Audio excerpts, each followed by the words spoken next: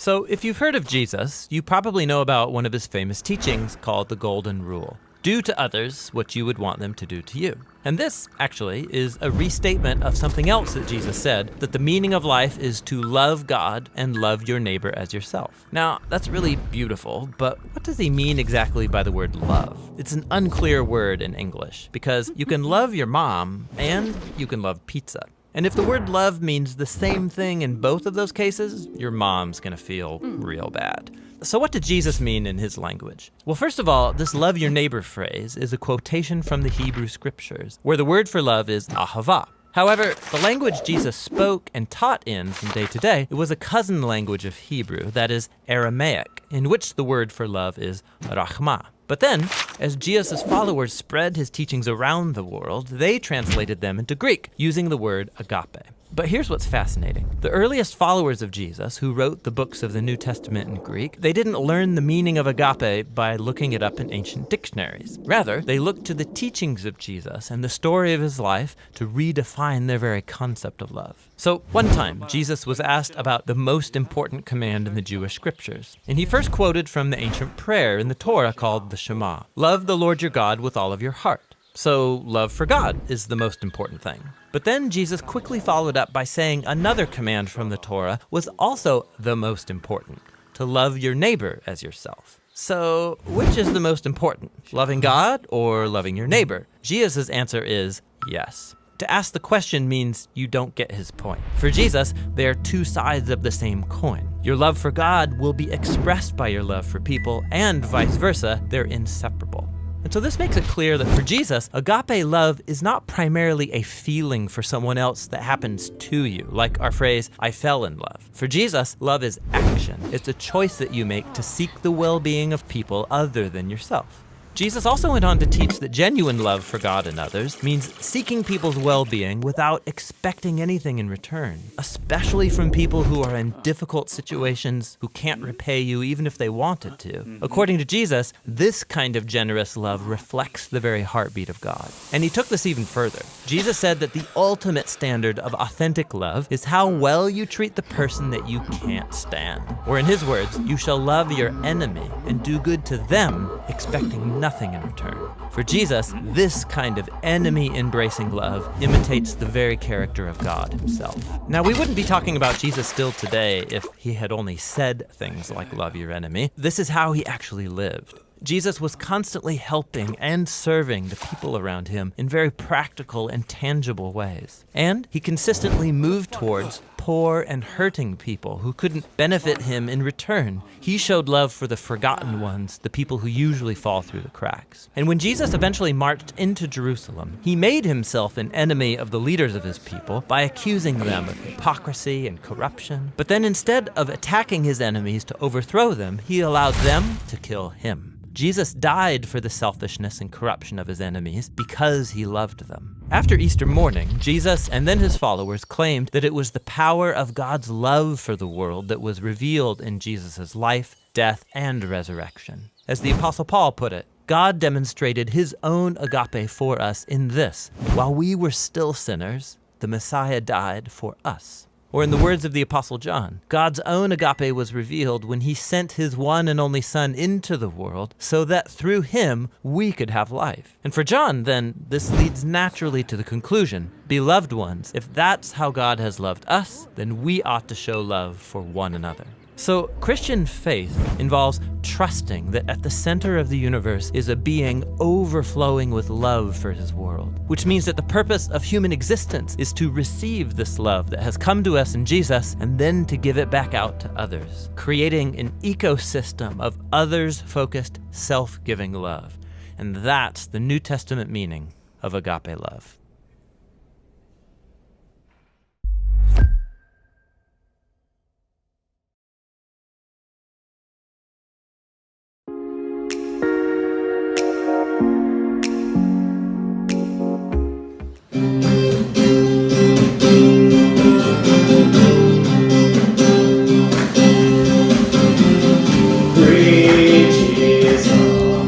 Beautiful bombs are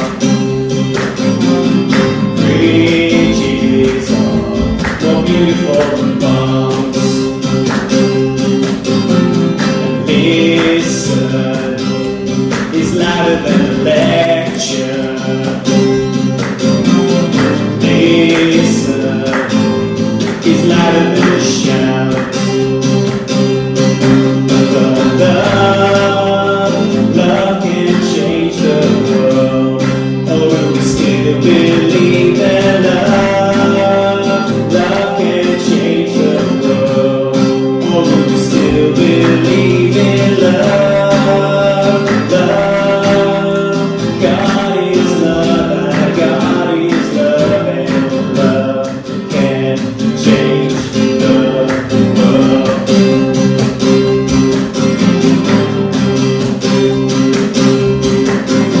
And open is stronger than a fist is. And open is stronger than a fist. Wonder is more valuable than banks are. Wonder is more valuable than gold. But love can change the world. Oh, we still believe that love can change the world. Oh, we still believe in love. God is love, our God is love, and love can change the world. There we go. Need more dancing, otherwise.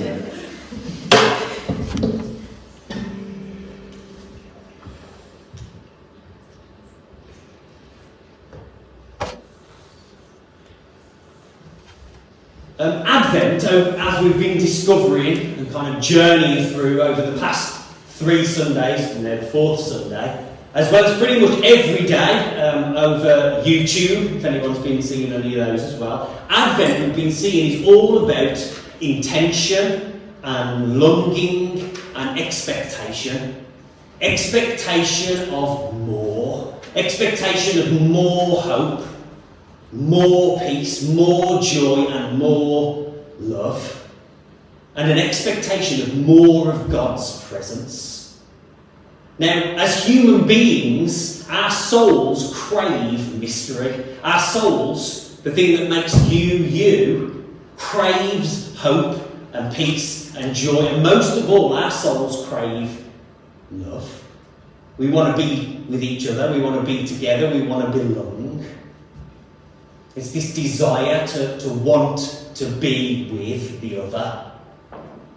As you look around on social media and in general in the world around us, there's a real sense in our time and in our culture and in our world that people are really searching for something more true, searching for something more real, something more authentic.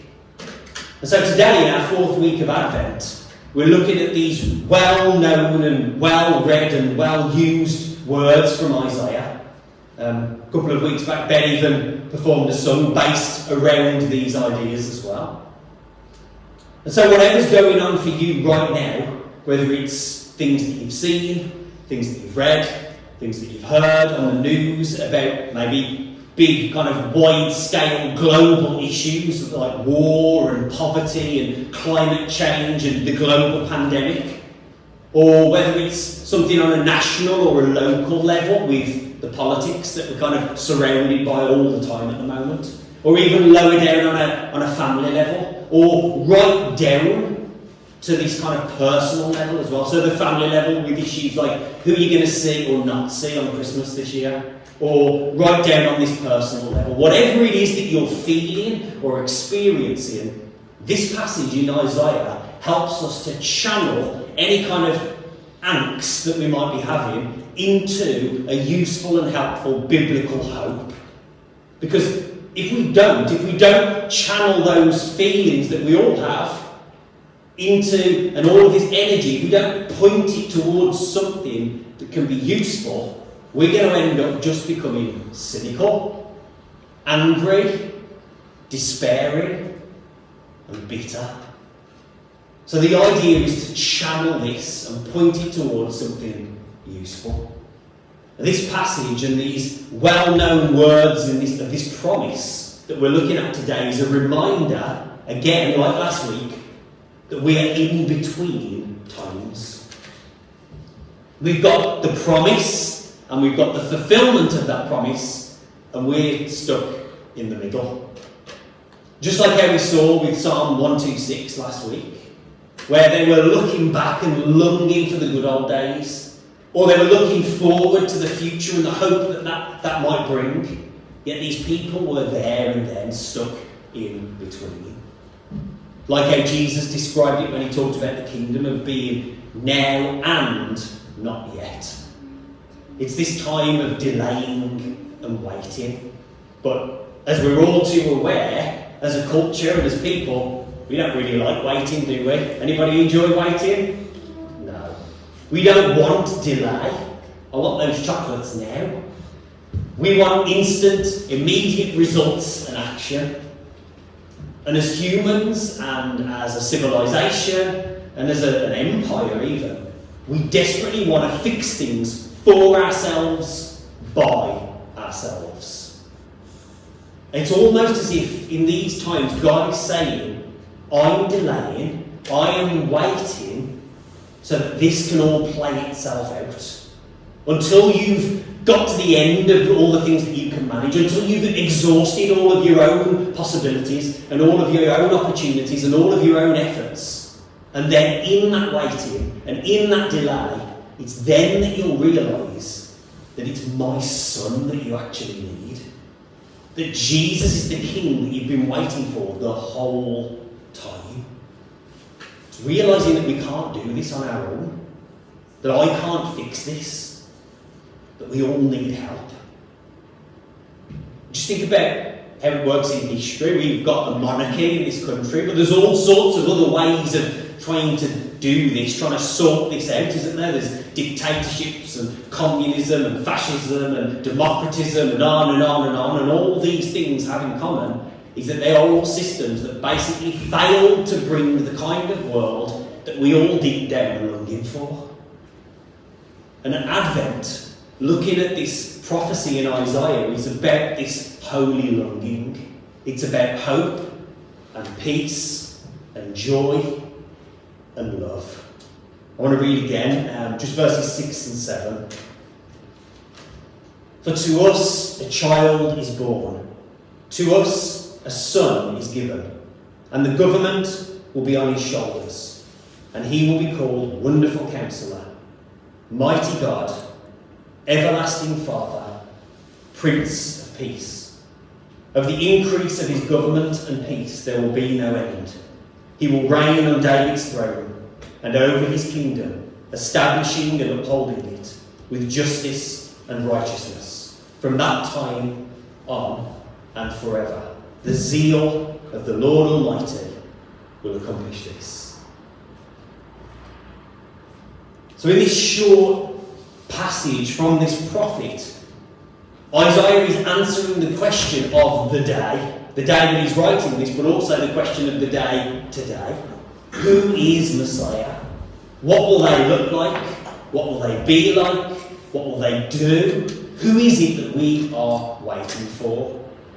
And then Isaiah very helpfully gives us these 4 titles, these 4 descriptions, these 4 characteristics that we can just focus in on now for the last few moments that we have together. The first one is Wonderful Counselor. This is talking about a new kind of leader. And this new kind of leader will have divine insight and wisdom. Now, most of us here, I don't think, are trained or qualified counsellors or therapists, are we? Probably not, no. But we are all people. And we know other people. And we can listen. And we can wait. And we can pray. And we can think. And we can offer advice. And whenever we do those kinds of things well, we're being like God. That's a Christ-like behaviour. That's a Christ-like characteristic. So who here today could do with a bit of divine insight or wisdom in life? Yeah? We all long for that. And we do get little tastes of it when we read something in a book, or we hear something on a podcast, or we witness something on a message that's preached, and we have one of those moments. But this leader, we're told by Isaiah, this Messiah is going to offer that kind of thing all of the time. Helpful and useful insights and wisdom into how we're supposed to be in the world. That's the kind of leader that Isaiah is telling us to look out for. The second description that Isaiah gives us is mighty God. Now we have a bit of an advantage here in the 21st century kind of reading this, because living this side in history, this side of Christ's birth, life, death, resurrection, we have the privilege of hindsight, don't we? We're able to read and hear passages like this looking backwards. But Isaiah's peers in that day couldn't do that. So what did this mighty God title or description mean to them back then? The Old Testament scholar and theologian Walter Brueggemann said this: the one who they expected to come and lead them would have the power to accomplish the vision. And basically that's pretty simple anyway, but what that means is that this king, this ruler, this Messiah wouldn't just talk the talk. This Messiah wouldn't just make empty promises. This leader isn't going to just hold government press releases and change their minds every 5 minutes and add a tier 4 all of a sudden. Sound familiar? Yeah? This leader is going to do what they'll say they'll do. That was refreshing from a leader back then. And that was new from a leader back there and then. But it's refreshing and new for a leader for us now as well, isn't it? To bring righteousness and justice and peace. Thirdly, Isaiah gives us this description of everlasting Father.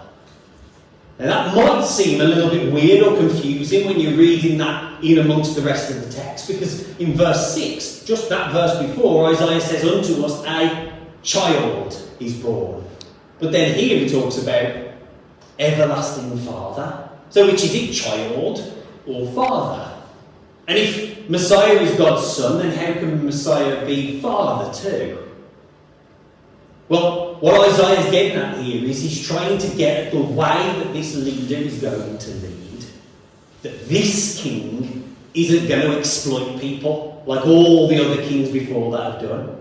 This king isn't going to use power as a way of dominating other people, just like all the other kings and rulers have done.